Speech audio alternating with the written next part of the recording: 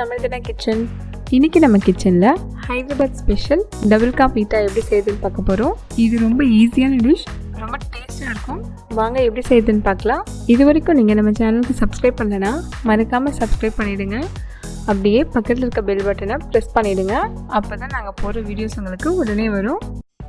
Double கா மீட்டா செய்யறதுக்கு தேவையான பொருட்கள் என்னென்னு பார்க்கலாம். இதுக்கு நான் 10 பிரெட் பீசஸை இந்த மாதிரி ஸ்கொயராக கட் பண்ணி எடுத்திருக்கேன்.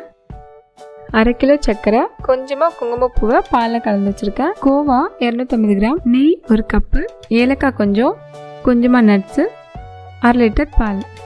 ஃபஸ்ட்டு ப்ரெட்டை ஃப்ரை பண்ணிக்கலாம். ஃப்ரை பண்ணுறதுக்கு முன்னாடி கொஞ்சம் நேரம் வெயிட்லேயோ இல்லாட்டி ஃபேன்குள்ளேயோ வைங்க. அப்போ தான் இதில் இருக்க ஈரப்பதெல்லாம் போய் பொரிக்கும் பொழுது எண்ணெய் கொஞ்சமாக குடிக்கும். நெய்க்கு பதிலாக எண்ணெயோ இல்லாட்டி நெய்யும் எண்ணெயும் கலந்து யூஸ் பண்ணலாம். நெய் யூஸ் பண்ணும்போது டேஸ்ட் இன்னும் சூப்பராக இருக்கும். இந்த மாதிரி கோல்டன் ப்ரௌனாக ஃப்ரை பண்ணி எடுத்துக்கோங்க. அடுத்து பால் காய்ச்சிக்கலாம். இப்போது குங்குமப்பூவை சேர்த்துக்கலாம். உங்கள்கிட்ட குங்குமப்பூ இல்லைன்னா பரவாயில்ல, இது ஆப்ஷனல் தான். இப்போ கொஞ்சம் நட்ஸ் சேர்த்துக்கலாம். மிச்சத்தை நம்ம கார்னிஷ் பண்ணும்போது யூஸ் பண்ணிக்கலாம்.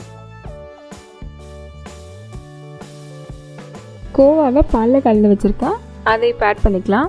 உங்கள்கிட்ட கோவா இல்லைன்னா கண்டென்ஸ் மில்க் கூட யூஸ் பண்ணலாம். கண்டென்ஸ் மில்க் சேர்க்கும் போது சர்க்கரையோட அளவு கொஞ்சம் கம்மி பண்ணிக்கோங்க, ஏன்னா கண்டென்ஸ் மில்கில் ஆல்ரெடி ஸ்வீட் இருக்கும். அவ்வளோதான், பால் ரெடி ஆயிடுச்சு. சுகர் சிரப் பண்ண இந்த 1/2 kg சர்க்கரையை ஒரு பேனில் சேர்த்துக்கலாம்.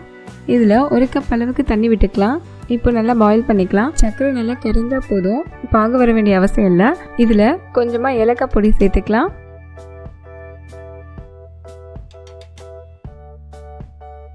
அவ்வளோதான், சுகர் சிரப் ரெடி ஆயிடுச்சு. இப்போ எல்லாமே ரெடி ஆயிடுச்சு. அரேஞ்ச் பண்ண ஆரம்பிச்சிடலாம். இதுக்கு ஒரு அகலமான பாத்திரம் எடுத்து அதில் ஃப்ரை பண்ணியிருக்க பிரெட் பீசஸ் வச்சுக்கலாம். இதுக்கு மேலே ஃபர்ஸ்ட் லேயராக சர்க்கரை பாகு ஊற்றிக்கலாம்.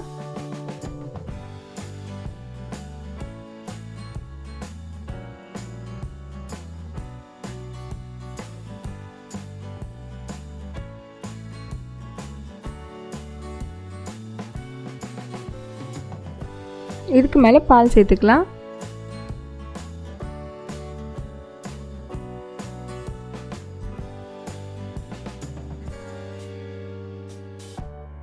இப்போ இதை 7 to 10 மினிட்ஸ் வரைக்கும் அப்படியே மீடியம் ஃப்ளேமில் வச்சு பாயில் பண்ணிக்கலாம்.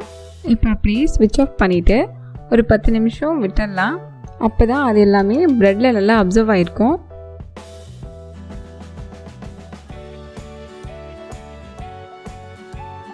அவ்வளோதான் ஃப்ரெண்ட்ஸ், டேஸ்டியான டபுள் கா மீட்டா ரெடி ஆகிடுச்சு.